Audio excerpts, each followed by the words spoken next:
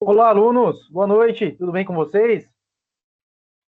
Estamos iniciando nossa segunda aula ao vivo de pintura e gravura com a professora Eva Lacerda. Sejam todos bem-vindos à nossa segunda aula ao vivo.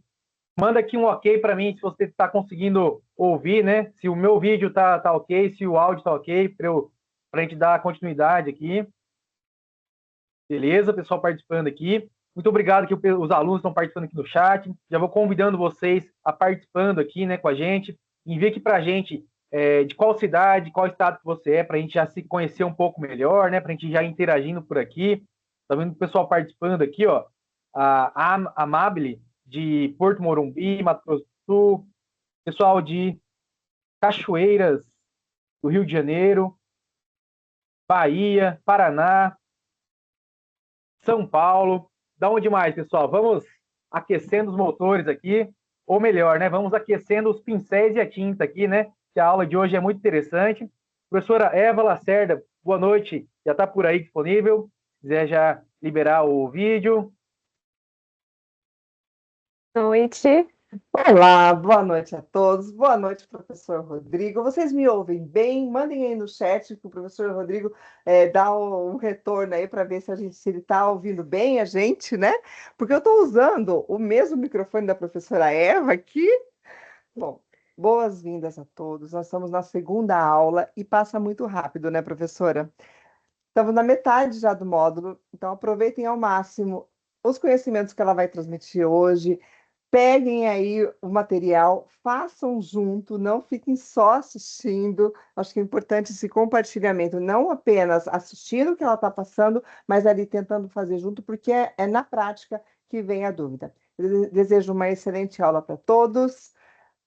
Boa aula, professora Eva. Obrigada, professora Rafaela. Boa noite a todos e todas que estão nos assistindo.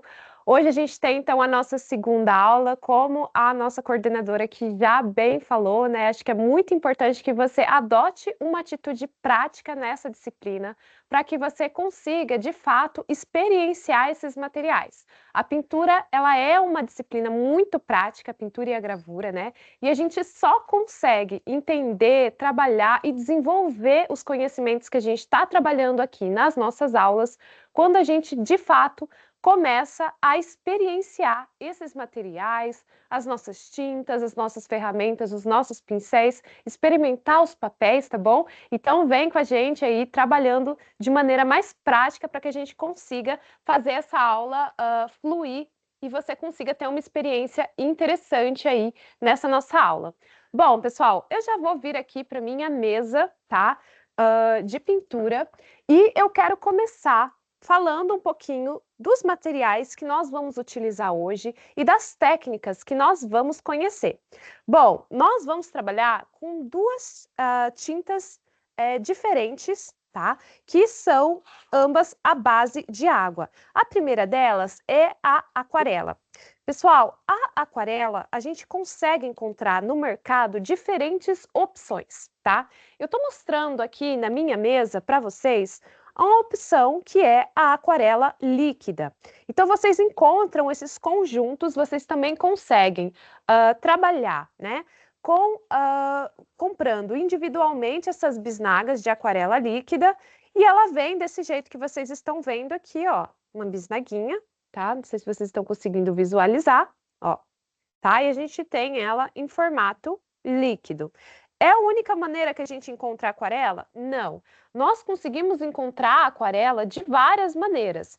Nós podemos encontrar ela em pastilha, que vai ser como se fosse, né, um pozinho ali condensado, como se fosse uma pastilhinha mesmo. Quando a gente vai umedecendo essa pastilha, ela vai amolecendo e soltando esse pigmento.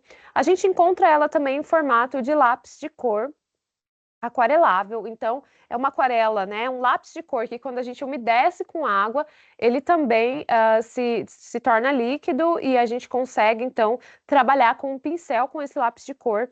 Mas eu não recomendo muito que você invista numa aquarela de lápis de cor.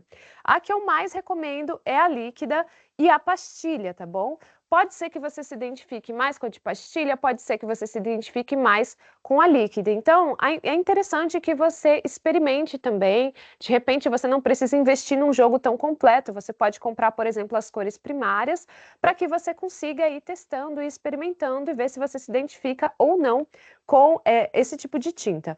Qual é a característica da aquarela, né? Como que a gente pode pensar essa tinta? Qual que é a principal proposta, né, da aquarela? A aquarela, ela é uma tinta à base d'água que ela vai ter como principal característica ser um pigmento que traz um acabamento translúcido. Então, ele é muito solúvel em água. Vou mostrar aqui para vocês um pouquinho, vamos fazer alguns testes aqui para vocês verem, tá? Ele é um pigmento solúvel em água e quando a gente trabalha com esse pigmento na água, a gente consegue ir criando uma certa transparência que dá um acabamento muito muito delicado para essa nossa pintura. Então, vou mostrar aqui alguns exemplos para vocês. Ó. Por exemplo, aqui eu tenho um desenho de aquarela, ó, algumas pinturas em aquarela que eu fiz. E aqui a gente consegue perceber essa característica da aquarela. Olha só, ela tem como principal característica, né, ser muito diluída. A gente trabalha com uma diluição muito grande. E esse pigmento, né, ele vai criando transparências que me permitem trabalhar também com camadas.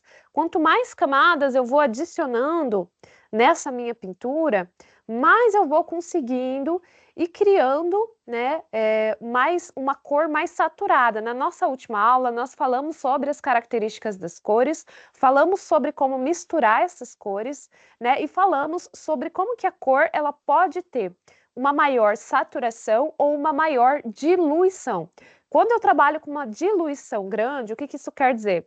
Quer dizer que eu estou trabalhando, né, com uma tinta, ó, que vai ser altamente translúcida. Ó, vou mostrar aqui um exemplo. Ó. Uma tinta muito diluída. Ó. Isso quer dizer o quê? Que o branco por baixo do meu papel ele aparece muito. Então, isso é uma tinta muito diluída, tá? Essa é a grande característica da aquarela, me permitir trabalhar com camadas de diluição. Olha só, quanto mais eu vou diluindo essa tinta, diluindo, pegando mais água, misturando ela com mais água, mais claro vai ficando, porque mais branco do meu papel aparece, tá? Então, quando eu trabalho com aquarela, é importante eu ter dois recipientes, olha só, tá? Um com água, onde eu vou sempre lavar o meu pincel, então eu vou sempre lavar o meu pincel em um desses recipientes, e o outro é interessante, eu tenho um recipiente com água limpa. Esse recipiente com água limpa, ele vai servir para eu trabalhar essa saturação, essa diluição da tinta, tá? Sem sujar. Tenho aqui na minha mesa também, não sei se vocês estão conseguindo ver, um papel toalha que eu estou usando para retirar o excesso de água. Então, quando eu quero diluir menos essa tinta, eu preciso secar essa água do meu pincel. Quando eu quero trabalhar com uma tinta, né, mais saturada, olha só a diferença agora de pegar, ó, uma outra, né, saturação desse mesmo pigmento, tá vendo? Então, eu preciso ter sempre à mão a possibilidade de enxugar o meu pincel ou trabalhar com ele mais molhado. Por isso, os 2 potinhos de água, tá? E um papel toalha, ou pode ser um paninho. Trabalho com um godê como esse. Você pode utilizar um godê como esse de plástico aqui, né? Tem vários modelos, mas se você não tiver godê, uma dica interessante é você trabalhar com uma forminha de gelo. A forminha de gelo nos ajuda, né? Aí a você conseguir separar os seus pigmentos, né? Então ela é como se fosse vários compartimentos aqui para você ir colocando aqui os pigmentos, as suas aquarelas, e aí você consegue se organizar essa tua paleta. Também é interessante eu deixar no cantinho, olha só, para eu trabalhar com a minha aquarela, sempre um papel de rascunho. Para que serve esse papel? Eu vou misturando na minha paleta os pigmentos, vou construindo, né, toda a minha paleta de cores, de misturas, e aí eu vou testando tudo que eu estou misturando, a intensidade da minha saturação, a minha tinta, aqui nesse papel. Então, esse papel me ajuda a entender como que essa tinta vai aparecer no meu papel, né? No meu suporte onde eu estou trabalhando. Vamos falar um pouco sobre suporte para aquarela, pessoal.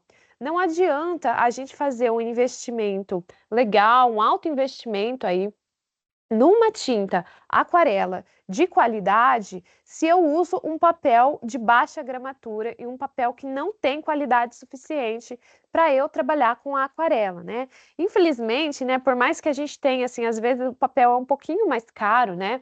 Mas vale muito a pena você experimentar a aquarela num papel adequado. Esse aqui é um papel de gramatura 300, tá? Que eu estou utilizando, específico para aquarela. Ele vem com uma textura meio canelada. Para que serve essa textura? Essa textura ajuda a reter essa água sem deixar com que ela se espalhe tanto e assim eu consigo ter um certo controle. Em geral, a gente tem dois lados desse mesmo papel. Um lado tem a textura e o outro lado não tem a textura. Você pode escolher e ver qual lado você se adapta mais, o texturizado ou menos texturizado, tá bom? Então, são opções aí para você trabalhar. Sobre pincéis, que tipo de pincel que eu posso estar utilizando para trabalhar com aquarela?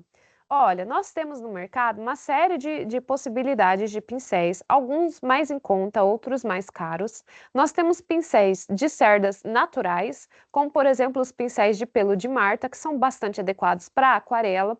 E nós temos também no mercado os pincéis de cerdas sintéticas. Esse que eu estou trabalhando aqui é um pincel de cerda sintética, ele funciona muito bem, eu não sinto a necessidade de usar um pincel de cerdas naturais, e eu gosto muito desse tipo de pincel que vocês estão vendo aqui, ó. Ele tem uma ponta, a gente chama de pincel bico de pena, tá? Ele é, ou então vocês encontram com o nome de pincel redondo, onde ele tem essa base mais grossa e termina afunilando nessa pontinha. O que que o pincel de aquarela ele precisa ter? Qual é a característica do pincel de aquarela? Ele precisa ser um pincel que faz com que essa água fique retida nas suas cerdas. Porque quando essa água fica retida nas cerdas do pincel, eu consigo, ó, fazer uma pincelada longa e essa água ela continua na minha cerda, diluindo a minha tinta, ó, por bastante espaço aqui no meu papel. Olha só, eu consigo fazer todo, né, um trabalho aqui, ó, de pincelar ó, esse papel, de maneira que o meu pincel continue umedecido. Então, ele é um pincel que precisa conseguir reter essa água nas suas cerdas para que eu consiga fazer, né, esse trabalho aqui com a aquarela, certo? Por isso que os pincéis de cerda naturais são pincéis interessantes para aquarela também, mas os de cerda sintética funcionam muito bem. Eu recomendo você comprar um desses se você está pensando em investir. Não é preciso investir em muitos pincéis. Olha só, esse aqui é um número 10. Ele me atende em muitas especificidades que eu quero pintar. Se eu quero fazer um traçado maior, mais largo, ou quando eu quero trabalhar fazendo um traçado delicado e fino, fazendo linhas, construindo, ó, detalhes, ainda assim, esse pincel me permite trabalhar, olha só, com bastante com bastante precisão para construir linhas finas. Isso eu consigo fazer como? Trabalhando com a pressão que eu coloco no meu pincel. Então, quanto mais leve eu uso essa mão, né? Quanto mais leve eu trabalho com essa pincelada, mais delicada eu consigo, ó, mais fina eu consigo linhas e traçados trabalhando com esse pincel. Quanto mais pressão eu coloco, olha, mais eu consigo um traço mais forte, um traço, né? Uma pincelada mais abrangente, mais espessa e que abrange uma área maior do meu suporte, tudo bem? Pessoal, se vocês forem tendo dúvidas sobre os materiais, sobre os pincéis, vocês podem ir trazendo as dúvidas de vocês no chat. Eu vou pedir para o professor Rodrigo ir me passando. Professor Rodrigo, fica à vontade aí para ligar o seu microfone e ir me trazendo as dúvidas dos alunos sobre os materiais e sobre a técnica, tá? Para que a gente possa ir fazendo essa conversa ao longo aqui, enquanto a gente pinta, a gente vai conversando sobre os materiais e sobre a técnica, tirando as dúvidas de vocês. Pessoal, perceberam que eu fiz aqui uma primeira pincelada? Temos uma dúvida, professor? Temos sim, temos uma dúvida aqui. Pode falar. A Poliane pergunta qual que é a marca do seu pincel, e se isso afeta, né, se essas diferenças de marcas podem ter diferenças. E também o Guilherme pergunta se você poderia falar sobre os tipos de pincéis e seus usos. Tá, legal.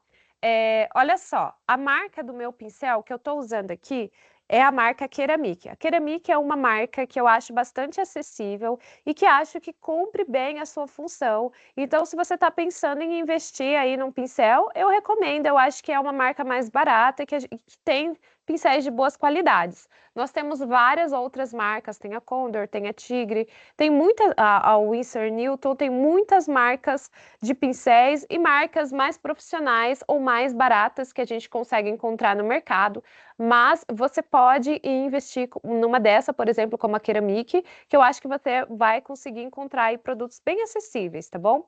Agora, a outra pergunta é sobre os tipos de pincéis que a gente pode utilizar e as funcionalidades dele, né? Bom, a gente pode trabalhar com um pincel como esse redondo. Ele é um pincel interessante para a gente trabalhar com esse traçado, ó, construindo traçados de diferentes espessuras. Então, eu consigo um traçado mais fino, um mais espesso, tá? Então, eu consigo diferentes possibilidades. Também é interessante você ter um tipo de pincel chato quando você quer trabalhar com uma área de preenchimento. Eu não trouxe um aqui porque eu já sabia que hoje eu não iria precisar, tá? Mas é interessante você ter um pincel tipo chato. Esse aqui também é da Ceramic, porém ele é de cabo vermelho. Ele é mais indicado para óleo, mas eu consigo trabalhar. Eu acho que ele quebra um galho na aquarela também. Eu gosto de trabalhar também com ele para fazer alguns trabalhos em aquarela. Então, um pincel chato como esse aqui, ele é interessante para você fazer preenchimentos, por exemplo, tá? E sempre que eu trabalho com um pincel que é maior, que tem um tamanho maior de largura, eu consigo fazer um trabalho, né, de preenchimento mais uniforme, mais homogêneo. Então, eu consigo, com um pincel chato como esse, fazer um fundo, por exemplo, trabalhar com uma área da minha pintura que é maior. Eu posso, por exemplo, também investir num pincel como esse aqui, ele tá bem usadinho, tá? Tá um pouquinho feio já, mas esse daqui é como se fosse os pincéis da linha zero. Vocês encontram vários tipos de pincel zero. Esse aqui também é da Ceramic, tá bem? Ele também tem cerdas sintéticas, ele tá um pouquinho sujinho, né? Mas esse tipo de pincel a gente chama de pincel de precisão, que ele vai ter, né, uma pontinha bem fininha e ele vai servir para a gente trabalhar fazendo esse tipo de, uh, de linha, de detalhe no nosso desenho, ó, trabalhar com bastante precisão também. Só que eu acho que o pincel redondo, né, de ponta fina, ele cumpre muito a função do pincel zero na aquarela, então eu não sinto muita necessidade de trabalhar com um pincel tão pequeno, tipo o pincel zero, na aquarela, quando eu já tenho um pincel redondo de ponta fina. Mas também é uma possibilidade para você conhecer. E aí depois a gente tem diferentes tamanhos, a gente tem também, por exemplo, o pincel de cabo amarelo. Geralmente esses pincéis aqui são de pelo de porco, né? Esses daqui podem ser de orelha de boi, mas a gente encontra os dois também em forma de cerdas sintéticas, tá? Cada um, então, vai cumprindo funções diferentes em relação a tamanho, mas é interessante você entender que se você tiver um só pincel como esse, você consegue fazer muita coisa na aquarela. A gente, às vezes, encontra também no mercado, assim, pincéis muito diversos, com pontas todas muito diferentes. Em geral, não é necessário você fazer esse investimento nesses pincéis que parecem, né? Que você olha e vê, poxa, para que eu vou usar esse pincel, tá? Então, em geral, a gente acaba mesmo não usando muito alguns pincéis. Então, você não precisa investir numa grande quantidade de pincéis diferentes, tá bom? Invista aí num ou dois pincéis como esse, redondos, com a ponta fina, que você já vai ter um resultado muito legal, tá bom? Olha só, agora eu vou começar, olha, pegando a minha água limpa, tá? Vou pegar aqui, eu vou umedecer assim com água limpa, o meu pincel já está limpo, e eu vou passar água limpa diretamente no meu suporte, tá? Olha só, eu estou umedecendo todo o meu suporte. Isso daqui é uma técnica de aquarela que a gente chama de úmido sobre úmido. Então, como que é essa técnica? Essa técnica, ela funciona para a gente fazer fundos, para a gente conseguir uma área homogênea de pigmento, tá?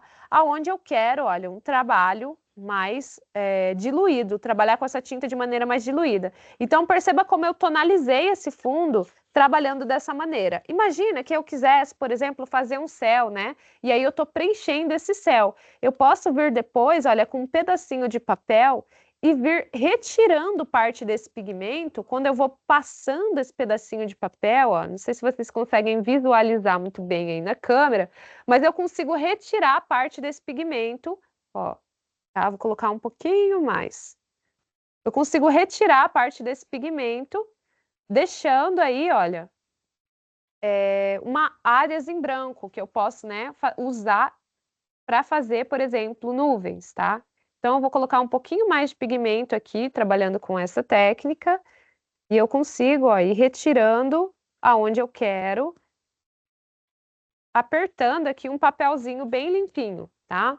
Então, essa técnica aqui, aonde eu trabalho, fazendo primeiro uma diluição, né, da minha tinta, e aí depois... trabalho primeiro fazendo, deixando essa superfície úmida e depois venho com o pigmento, é o que a gente chama na aquarela de úmido sobre úmido. Essa primeira técnica que eu fiz, onde eu venho com o meu pincel já úmido, e aí pego o meu pigmento, e aí sobre, né, o papel seco, eu venho com esse meu pigmento, olha só, é o que a gente chama de úmido sobre seco. Qual que é a diferença dessas duas técnicas, né? Do o úmido sobre úmido, vocês encontram também com o nome de molhado sobre molhado, né?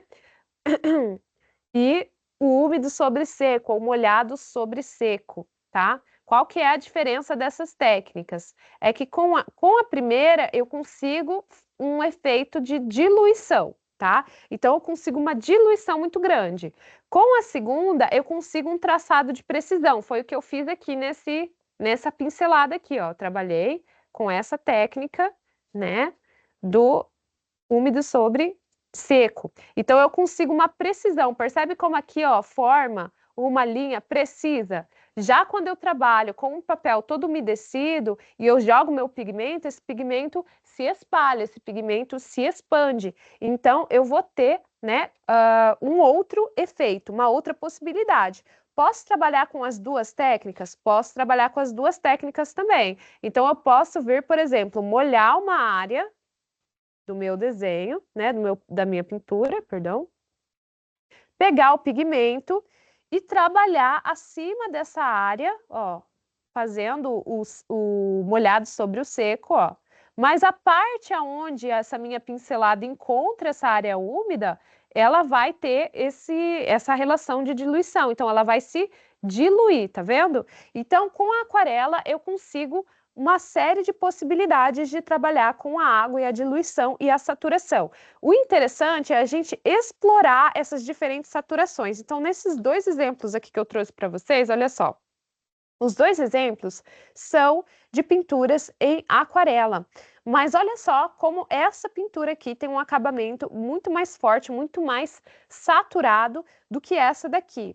Nessa aqui, eu trabalhei com muitas camadas e é assim que a gente vai construindo sobreposições na aquarela. Eu vou trabalhando com camadas, construo uma camada, espero essa camada secar e vou adicionando novas camadas, uma por cima da outra. Isso vai criando uma maior saturação. Lembra que a gente discutiu o que é saturação na aula passada? Saturação é a intensidade dessa minha tinta, é o nível de diluição ou concentração da minha tinta. Quanto mais diluída, menos saturada. Quanto mais concentrada, mais saturada. Então veja como eu tenho aqui, ó, camadas de aquarela, aonde eu consigo ver, né, um pigmento muito intenso. Já aqui fica claro aqui como eu trabalho com bastante diluição e bastante água, olha, nesse outro exemplo, e a gente consegue, né, assim, ir construindo a nossa pintura em aquarela.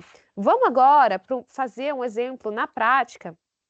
Nós vamos fazer esse exemplo aqui dessa árvore, ó, e vamos entender como que a gente pode construir, né, uma imagem, uma pintura, partindo, então, dessa lógica da aquarela.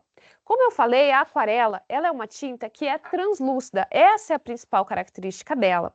Ou seja, Por ela ser translúcida, ela é uma tinta que a gente não consegue trabalhar com o branco, a gente usa o branco do papel. Eu não adiciono branco, tá? Eu exploro o branco do meu suporte. O que isso quer dizer na prática, né? Isso quer dizer que eu vou precisar fazer um planejamento do meu desenho para entender quais são as áreas desse meu desenho que são mais claras para que eu mantenha aparente o branco dessa área, o branco do meu papel nessa área. E as áreas que são mais escuras, aí sim eu vou ir construindo camadas e camadas e saturando essa pintura de maneira a construir luz e sombra. Então, por exemplo, se eu vou fazer um desenho, né, uma pintura como essa, né, de uma árvore, eu vou começar, olha só, acho que vocês conseguem ver aqui a minha paleta, né? Olha só, eu tô pegando um pouquinho de azul e tô misturando com um pouquinho de amarelo e tô construindo uma tonalidade que me interesse aqui para eu trabalhar, para eu começar trabalhando. Eu quero um verde muito vivo, porque eu vou começar fazendo sempre a área mais clara da minha pintura. Então, na aquarela, é importante a gente pensar isso, ó, vou testando aqui, ó, tá vendo? A minha folha de teste. Essa folha é muito importante para eu entender como é que esse pigmento vai sair no meu papel. Eu ainda estou achando ele muito esverdeado, eu quero ele mais amarelado, então eu sigo testando, ó. Posso lavar um pouquinho, tá? Peguei só a sujeirinha do verde e amarelei ainda mais. Então, olha lá, tá um pouquinho mais amarelo. Eu peguei um pinguinho só de vermelho, sujei o meu pincel em um pinguinho de vermelho.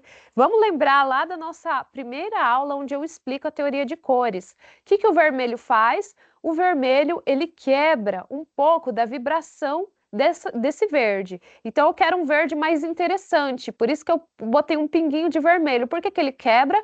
Porque o vermelho, ele é a cor complementar de verde. Lembra que a gente discutiu lá na nossa primeira aula? Que a cor complementar é aquela que não vai na mistura, né?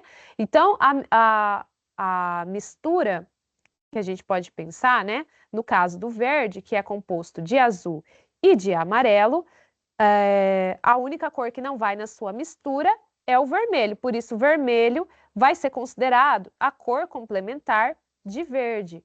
Por que é interessante, então, adicionar um pinguinho de vermelho na construção do meu verde? Porque aí eu tenho um verde mais sóbrio, um verde menos berrante, menos primário, tá? Eu gosto sempre de ir trabalhando com um pinguinho de complementar. Perceba que foi só uma sujeirinha mesmo, que a gente quase não vê a diferença, mas isso já deixa a minha cor mais autêntica, tá bom? Olha só, eu estou construindo primeiro na minha pintura o quê? As áreas claras da minha pintura. Eu estou construindo, estou pensando, estou pintando, levando em consideração as áreas da minha pintura que são as áreas iluminadas, né? E aí aqui a gente precisa pensar um pouco, né, nessa relação da luz e sombra da nossa pintura. Qual parte é mais iluminada? Qual parte é mais escura, né? Eu preciso levar isso em consideração na hora de fazer esse primeiro trabalho aqui de construção dessa luz. Olha só, vou trabalhando com o meu pincel. Tô sempre, quando a gente trabalha com a pintura de um tema natural, né, como por exemplo uma árvore como essa que eu estou pintando aqui, é interessante a gente sempre pensar, né, em trabalhar com pinceladas que sejam bastante irregulares, bastante desorganizadas, aleatórias, né? Então, assim, tem uma certa lógica, uma certa organização. Eu vou fazendo essas pinceladas, construindo volumes, né? Agrupamentos de folhas nessa copa, tá? Mas eu vou fazendo sempre uma irregularidade, tá vendo? Eu vou como se fosse batendo o meu pincel, construindo sempre uma borda bastante irregular, tá? Então, assim, se você tem um secador de cabelos na sua casa, por exemplo, você pode utilizar esse secador, né, um jato frio de secador, para agilizar esse processo de secagem. Se você não tem, é interessante que você tome cuidado, observe as áreas que estão muito úmidas e muito molhadas para você construir as próximas camadas. Eu comecei adicionando a luz aqui na minha árvore, tá?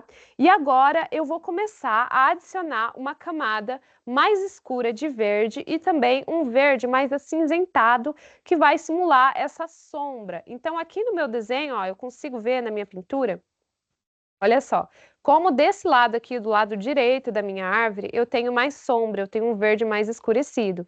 Então, eu trabalhei o quê? Colocando a luz, né, a parte iluminada, deixando ali bem translúcido o branco do papel. Agora, eu vou trabalhar construindo esse verde mais sombreado. Quanto mais sombreado eu quero esse verde, o que que eu faço? Vou adicionando um pinguinho de vermelho, que é a cor complementar de verde, porque assim eu consigo um verde mais cinzento. Lembrem lá, quando a gente comentou que a gente trabalha na pintura com a síntese subtrativa, que é que quando a gente junta as três primárias, a gente tem como resultado preto. Então, toda vez que eu vou juntando, mexendo nessa proporção, usando as três primárias, adicionando vermelho ao verde, que já tem azul e amarelo, eu vou conseguindo cada vez mais um tom de verde mais acinzentado, mais quebrado, que é um tom muito interessante, é um matiz muito interessante para eu trabalhar representando sombras, né? Sombras na copa dessa minha árvore, tá? Ó, eu tô sempre testando ali para ver como é que está saindo essa tonalidade de verde, vou pegando um pinguinho de vermelho e vou misturando, tá vendo? Na minha paleta, pego um pouquinho mais de amarelo, se eu sinto que está perdendo muito dessa característica do verde mais vibrante, e vou experimentando, ó. E aí, conforme eu vou gostando desse resultado, eu posso vir trazendo, olha só, eu vou trazendo sempre de um lado, mantenho ainda a camada de baixo, ó. Tô trabalhando ainda, deixando aparecer a camada de baixo, e vou trabalhando com essa pincelada irregular. Então, perceba por que existe um planejamento quando eu trabalho com aquarela? Porque eu não posso simplesmente ir colocando as tonalidades. Eu tenho que pensar qual é a tonalidade, os matizes, as cores que eu quero que fiquem mais claras, e eu começo sempre do mais claro, tá? E vou agregando depois as cores mais escuras. Então, isso na aquarela é muito importante para a gente conseguir um resultado mais satisfatório, para a gente conseguir trabalhar com as camadas da aquarela. Então, perceba que quando eu venho com essa camada aqui desse verde mais escuro, olha só, eu já estou sempre me preocupando, né, em também manter parte daquele primeiro verde mais claro que eu já adicionei, ó, tá? E aí eu posso ir colocando mais e mais camadas, ó, desse verde. Um ponto importante para a gente considerar é que se eu não tiver deixado, né, você viu que eu fiquei aqui explicando um pouco sobre, né, a construção aqui da tinta, e nessa minha explicação deu o tempo, assim, de dar uma secada nessa primeira camada desse verde mais claro que eu coloquei. Se eu não espero nada secar, né, e venho direto com esse verde em cima da camada de baixo, que está ainda molhada, o que que vai acontecer? O que vai acontecer é que elas vão se misturar, eu não vou ter essa separação de camadas, vai virar tudo uma coisa só, e eu vou perder esse contraste, né, essa construção de camadas, essa informação visual de camadas no meu trabalho, tá? Então, olha só, eu vou sempre pensando, né, qual área que já está seca, tá? E seca rápido, né? Seca bem rápido. Isso tudo depende do quanto que você está molhando esse seu papel, tá? Temos uma pergunta? Temos sim, Professor professora. Rodrigo? O Vinícius pergunta se tem como fazer o esboço e passar a tinta por cima ou se fica ruim para essa técnica.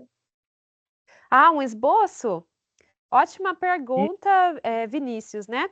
Vinícius, é uma excelente pergunta, tá? Eu tô fazendo aqui sem fazer nenhum esboço, mas você pode sim trabalhar com esboço na aquarela, porém você tem que ter muito cuidado na hora de fazer esse esboço. Por quê? Se a gente trabalha com lápis muito escuro, você viu como a aquarela ela é translúcida, né? Essa translucidez da aquarela vai fazer com que um esboço minimamente ali marcado vá aparecer no resultado final e que não vai ficar tão interessante. Então, para você fazer um esboço de aquarela, você tem que trabalhar com um lápis que seja assim um lápis muito discreto. Então, você pode trabalhar com um 2B, um HB, tá? Um lápis ali com uma numeração, se for um lápis da linha B, bem baixa.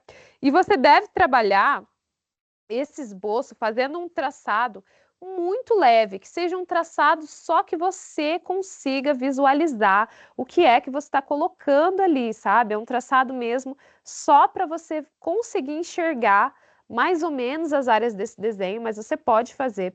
Você pode também fazer esse esboço, depois trabalhar com a sua borracha, apagando as informações ali que ficaram muito evidentes para que isso não apareça no seu trabalho final, mas você pode sim utilizar o esboço, funciona bem, tá? Aqui eu optei por fazer diretamente, ó, direto na tinta, que também é uma opção, tá? Mas você pode sim trabalhar fazendo, né? De repente você vai fazer um desenho mais complexo, por exemplo, né, vai fazer uma figura humana, que é interessante você fazer um esboço antes, né, se você for fazer essa figura humana.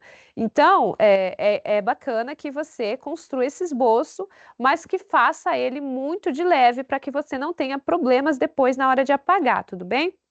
Ó, tô colocando, vou agregando um pouquinho mais de sombra, ó, sempre trabalhando. Veja como eu consigo construir como se fossem folhinhas, né? Só com a pontinha do meu pincel, ó, eu vou fazendo algumas pinceladinhas e aí vai ficando como se fossem essas folhinhas, tá vendo? Então esse pincel ele é muito versátil.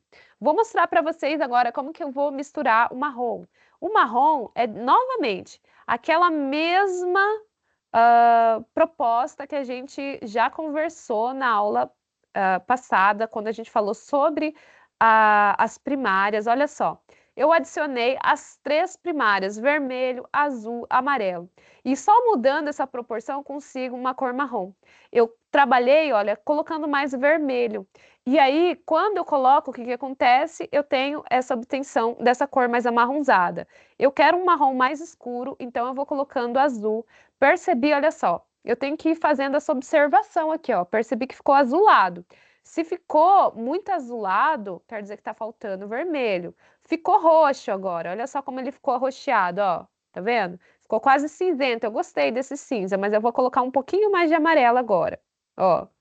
E aqui eu vou testando, ó. Eu gosto desse marrom aqui, ó, que parece quase que um cinza, um preto, tá vendo? É aquilo que a gente conversou. É a síntese subtrativa acontecendo aqui. Se eu junto as 3 primárias, o que eu tenho como resultado é um cinza, ó, ou é quase que um preto, né? Mas eu gostei desse preto, então eu vou trabalhar, ó, quase que um cinza mesmo. Eu gostei dessa ideia de um tronco mais cinzento.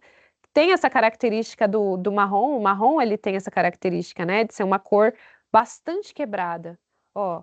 E eu consigo daí com essa cor que eu produzi ir criando, ó, galhos. E aí, tudo isso vai de como eu trabalho com o meu pincel. Posso trabalhar, ó, com esse pincel com bastante leveza. Quando eu trabalho com bastante leveza, eu consigo fazer traçados bem finos e ir criando uma ideia de galhos, né? Que vão saindo desse tronco, ó, e vão formando aqui essa árvore. Olha só, tá? Então, é muito interessante que você explore a mistura das suas primárias para você conseguir ampliar essa sua paleta de cores, inclusive lá no nosso fórum da nossa disciplina, tá? Já deixei vários desafios para vocês produzirem ali no fórum da nossa disciplina, e um deles pode ser você pensar aqui a construção de uma paleta de cores. Vá fazendo diferentes misturas e vá conseguindo diferentes possibilidades de cores a partir dessas misturas. Trabalha com a complementar, faz todos os tipos de amarelos que você conseguir, todos os tipos de vermelho, todos os tipos de roxo, tipos de verde, sempre variando a proporção das suas misturas, tá? Entre as primárias, pensa sempre nessa ideia da cor complementar que a gente vem discutindo aqui. Perceba como eu estou ativamente aplicando o tempo todo essa teoria de cores que nós conversamos na primeira aula no meu trabalho, para pensar essas misturas, para pensar essa paleta. Então, entender essa teoria e como ela funciona é muito importante para você conseguir desenvolver as suas pinturas, tá bom? Bom, gente, eu poderia seguir fazendo aqui essa árvore. Eu vou parar por aqui, porque eu sei que o tempo da nossa aula é muito curto e eu quero rapidamente mostrar para vocês ainda um outro tipo de tinta, tá bom? Que são as tintas guache. Pessoal, quando a gente fala de tinta guache, é muito comum que a gente pense, né, sempre numa tinta que é aquela tinta escolar, a famosa tinta escolar, tá? Porém, pessoal, quando a gente trabalha com guache, a gente não precisa se restringir a esse tipo de tinta. Gente, existe um tipo de tinta que é o guache profissional. O guache também é uma tinta à base d'água, assim como a aquarela, mas ela tem uma diferença muito grande para a aquarela, porque ela tem uma capacidade de opacidade muito superior da aquarela. Enquanto a aquarela, né, a proposta da aquarela é funcionar como um pigmento translúcido, a guache vem com a proposta da gente conseguir construir opacidade, camadas opacas. A gente também consegue trabalhar com a guache com camadas translúcidas, diluindo essa tinta guache, né, em água. Mas se a gente quer trabalhar com opacidade, isso também é possível. E eu vou mostrar um pouquinho dessa possibilidade de construir camadas opacas a partir do uso de guache, tá? Essa aqui é uma guache profissional num papel colorido, um papel que tem cor, para mostrar essa característica da tinta guache, que é a característica, tá, da opacidade. Uma tinta à base d'água, mas com uma opacidade maior do que a da aquarela, tá? Ou seja, que isso quer dizer? Quer dizer que eu não preciso trabalhar com o branco do meu papel, mas eu posso adicionar branco, porque ela tem esse poder, né, de cobertura. Então, estou colocando as 3 primárias aqui, que os guaches que a gente tem de uma linha mais profissional, tá? Que não são esses guaches escolares. Gente, eu vou mostrar aqui um guache escolar, só para vocês verem a diferença. Eu vou pegar um pincel qualquer aqui, ó, e vou mostrar aqui, ó, aqui mesmo nessa minha folha de experimentar, tá? A característica de um guache escolar. Olha só como ele não cobre direito. Olha só como ele não tem uma pigmentação muito forte. É claro que ele é mais forte em relação à aquarela, porque a proposta da guache é diferente da aquarela. Agora eu vou mostrar para vocês o guache profissional, esse daqui que eu estou mostrando é da Talens, mas aí a gente tem também, aqui eu peguei ele bem aguadinho, tá, gente? Então perceba que eu também consigo trabalhar com ele aguado, mas olha só como ele é pigmentado e como ele tem uma cobertura diferente desse daqui, como ele dá um acabamento diferente desse guache escolar. Com o guache escolar, é muito provável que se você for experimentar o guache escolar, você acabe se frustrando, tá? Então, assim, se você for investir em uma das 2 tintas e quiser investir na aquarela, ótimo. Agora, se você quiser investir no guache, a minha sugestão é que você comece pensando logo em investir num guache profissional, tá? Temos, por exemplo, marcas como a Pentel, tá? Que é uma marca interessante de guache, porque ela não é um absurdo de caro e você consegue trabalhar com ele, ó. Veja como eu consigo construir, ó. Veja como eu consigo trabalhar com o branco aqui no meu desenho, tá vendo? Na minha pintura, tá? Então, o guache profissional, ele me permite isso, esse trabalho, ó, criando camadas de branco, camadas de cor que são opacas, que têm um poder de cobertura, ó. Tá vendo? Então, eu tô trabalhando aqui, ó, em cima do meu papel, ó. E ele é muito interessante, ele é muito versátil, ele é uma tinta muito gostosa de trabalhar, tá? É uma tinta à base d'água também, então não é uma tinta tóxica. E que eu consigo ir criando uma boa cobertura com essa tinta, ó. Tô trabalhando com o mesmíssimo pincel, tô usando as primárias, as cores primárias para fazer, né? Para ir produzindo aqui essa pintura, ó. Vou deixando aqui um pouquinho mais verdinho, vou construindo aqui as minhas cores. E aí é muito legal trabalhar com o guache justamente porque eu consigo ir dosando aqui toda essa minha pintura, mas digamos que eu erre, né? Quando eu erro ali uma luz e sombra, alguma coisa ali, o legal do guache é que eu consigo vir por cima, construir uma camada em cima e consertar. Digamos que eu, por exemplo, cobri uma área que eu queria que fosse mais clara. Eu consigo vir com a tinta branca e clarear essa área que eu quero que seja mais clara. Olha, eu consigo trabalhar com o meu branco, eu não preciso ficar presa somente ao branco do meu papel, somente ao branco do meu suporte, tá vendo? Eu consigo ir construindo essas camadas mais claras, trabalhando com a opacidade da tinta branca. Então, veja que mesmo num fundo escuro, eu vou conseguindo, né, trabalhar aqui com a cor e a construção dessas camadas, ó, coloridas. É claro que assim, eu preciso, né, fazer talvez uma camada mais espessa. Aqui no caso, né, eu já fiz uma pintura diretamente num papel branco, então também a qualidade do guache aparece de maneira diferente. Mas eu acho que justamente esse teste no papel colorido, no papel que já tem cor, é interessante porque eu consigo perceber essa propriedade do guache. Agora, que tipo de suporte eu posso trabalhar com guache, gente? Pode trabalhar com papel de alta gramatura. Esse aqui é um craft, 300 gramaturas, mas eu posso trabalhar com o mesmo suporte da aquarela, né? Um suporte ali de canson branco com 300 gramaturas também. Posso trabalhar com tecido, se eu quiser. Então, eu posso trabalhar ali como se fosse tela mesmo, né? Que é o mesmo material que a gente utiliza ali, por exemplo, uma pintura acrílica, tá? Então, o guache, ele me dá uma série de possibilidades e a gente encontra várias marcas no mercado. Então, a Pentel, eu acho que é uma marca de guache acessível, possível da gente estar comprando, a gente não precisa fazer um investimento grande. Em muitos frascos eu posso comprar, né, uma quantidade avulsa ali, comprando só as cores primárias e aí produzindo todas as outras cores que eu queira utilizar. Eu acho que é a maneira mais interessante da gente trabalhar com o guache, tá?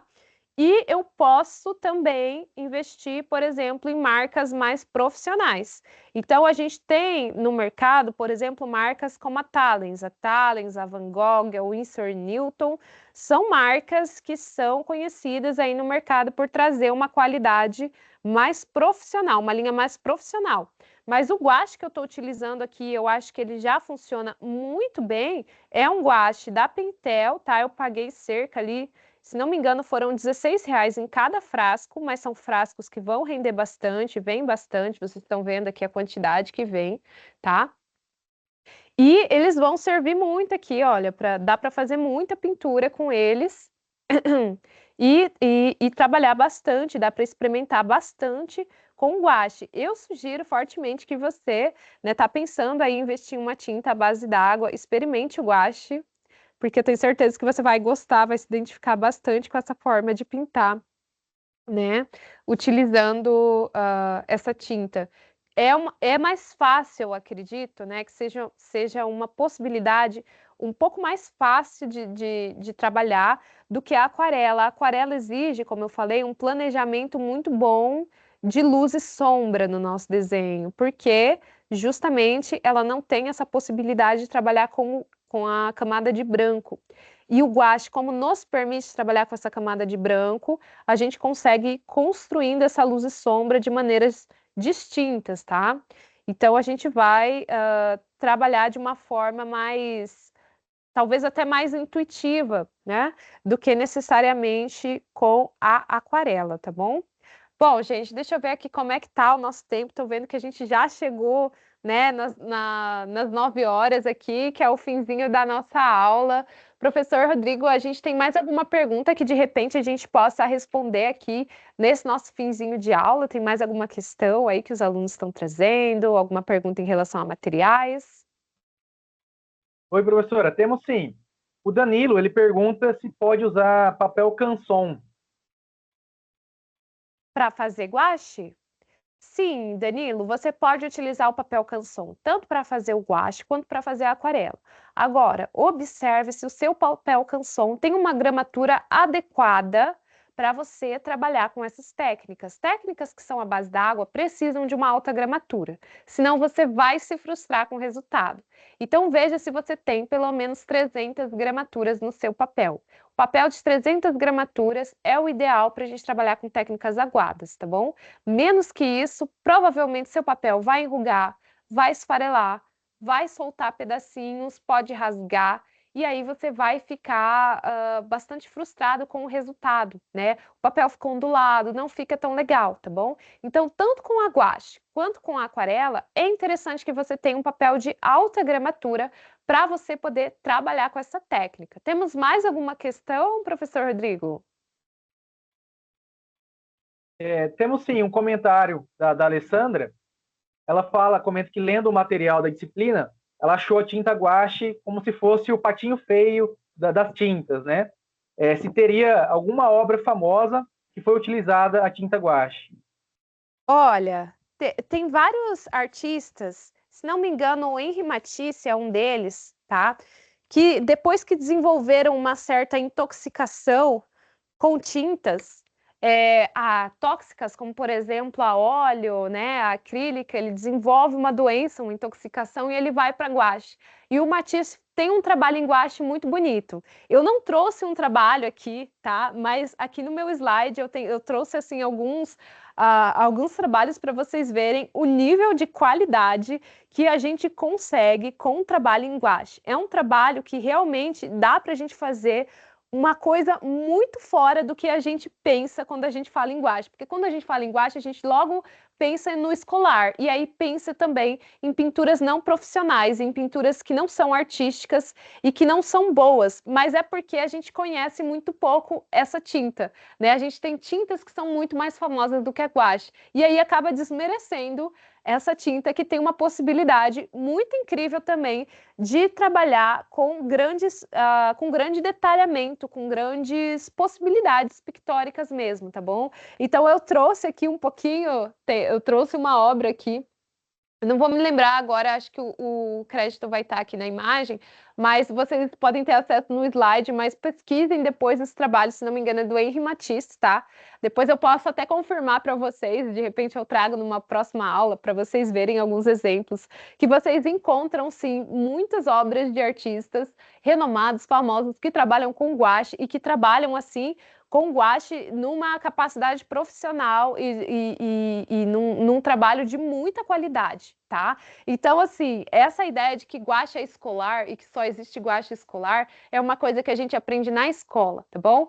Mas abram aí a mente de vocês, a cabeça de vocês, para conhecer o guache dentro desse âmbito profissional artístico, porque ele existe e ele é muito bom e muito legal para a gente fazer os trabalhos dos mais variados. Tudo bem, gente? Bom, eu acho que é isso, né, professor Rodrigo? Acho que já estamos aqui no tempo aqui da nossa aula, né, 9 horas.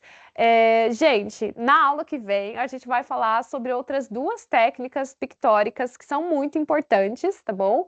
Que é a tinta acrílica e a tinta a óleo. Então também, se você tem os seus materiais, já vem com eles aí para a próxima aula, tá bom? Sobre essas técnicas, se você tem aí uma tinta a óleo, uma tinta acrílica, se não, vem assistir com a gente para você conhecer esses materiais e de repente descobrir se você quer, né, fazer um investimento neles e, enfim, conhecê-los, explorá-los, né, melhor, tá bom? Então, eu espero vocês na nossa próxima aula. Eu vou me despedindo de vocês por aqui, para a gente não passar muito mais do nosso tempo, do nosso prazo, né, professor?